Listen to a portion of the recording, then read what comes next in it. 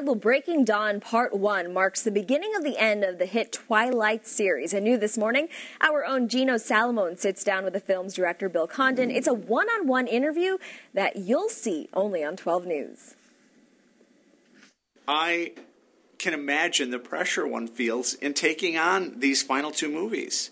Yeah, there was no question, but it was like such a fun challenge. When I read the book, it's like, oh my God, this is crazy. You know, so much amazing stuff happens, and it's, you know, it's all been leading up to this. So I thought that was part of it. It's like, you know, there's been so much setup and there's so much foreplay, and now finally we get the stuff. You know. I, Edward Cullen, take you, Bella Swan. For better or for worse. To love. To cherish.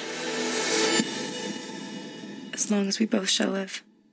The beauty of that wedding, there's something special about every wedding, but yeah. Honestly, having watched these characters and you know, going through all these films, you do feel almost an emotional involvement in it. It's true. It felt like it was so hard for her to get down that aisle, you know, that like all the effort it took, you know, that I do feel like you feel the satisfaction of that, you know. You know, I need something that is easy to understand because I'm very slow. I know, I've heard that. I know. Everyone's saying it. Everyone knows that. Right.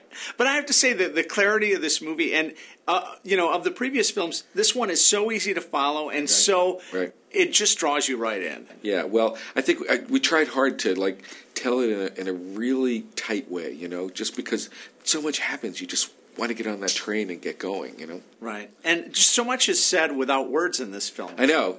That's very true. I think you know, sometimes when you adapt books, there's a tendency to want to use every word, but we kept trying to, like, do we have to say that? Let's show it. Let's feel it or something, you know. So I think there's less dialogue this time.